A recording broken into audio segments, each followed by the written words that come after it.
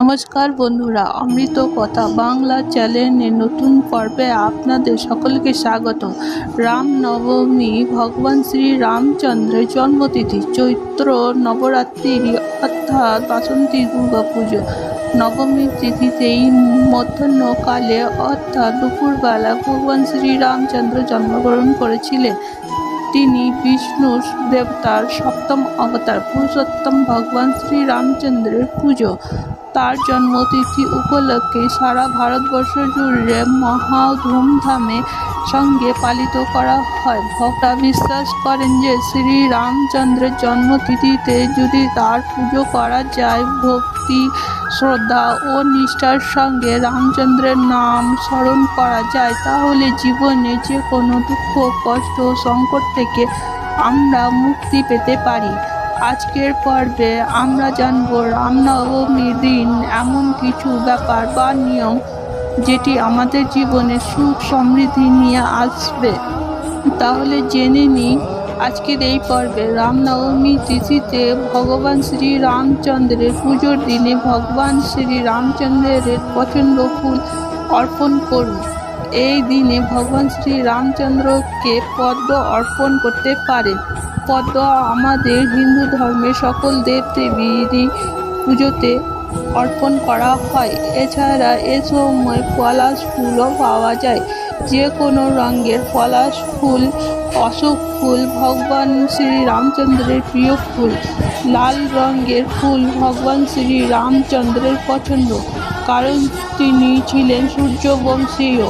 অর্থাৎ সূর্য দেবতা পুজোর জন্য যে লাল ফুল ব্যবহার করা হয়, ঠিক সেই রকম ভগবান শ্রী রামচন্দ্রের পুজোতে লাল ফুল ব্যবহার করা হয়।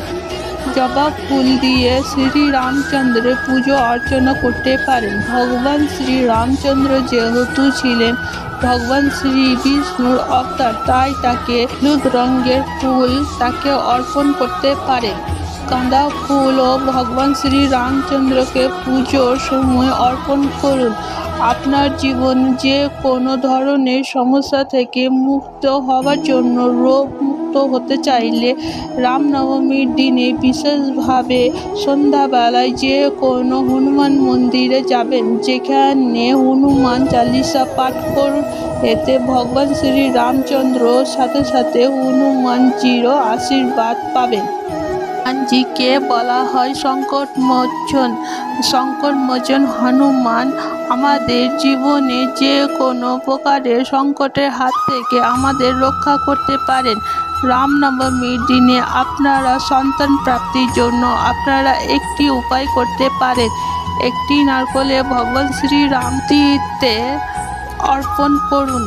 লাল কাপড়ে বেঁধে এর সাথে সাথে ওম নমঃ শিবায় মহামন্ত্রটি 108 বার অবশ্যই জপ করবেন। যারা সন্তান প্রাপ্তির জন্য শ্রী রামচন্দ্রের পুজো করতে চাইছেন বা ইচ্ছাপূর্তি, পরিবারের সুখ শান্তি বজায় রাখতে হলে রামনবমীর দিনে যে কোনো রাম মন্দিরে অথবা আপনার বাড়িতে যদি রামচন্দ্রের মূর্তি বা ছবি থাকে, তার সামনে একটি ঘিয়ের প্রদীপ জ্বালাবেন। রাম দরবার অর্থাৎ রাম মন্দিরে 11টি ঘিয়ের প্রদীপ অবশ্যই জ্বালাবেন। অত্যন্ত সুন্দর একটা উপায়। এর সাথে সাথে রামের নামে জপ অবশ্যই করবেন। রামনবমীর দিনে রাম রক্ষা মন্ত্র জপ করতে পারেন, রামচরিত মানস শুনতে পারেন অথবা পাঠ করতে পারেন।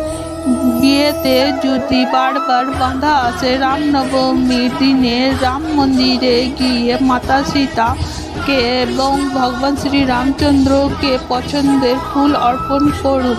তার সাথে সাথে মাতা সীতাকে হলুদ, কুমকুম অথবা সিঁদুর এবং চন্দন নিবেদন করতে পারেন। রামনবমীর দিনে গেরুয়া রঙের পতাকা শ্রীরাম লেখা রয়েছে, সেটি কোনো রাম মন্দিরে অথবা হনুমান মন্দিরে আপনি দান করতে পারেন।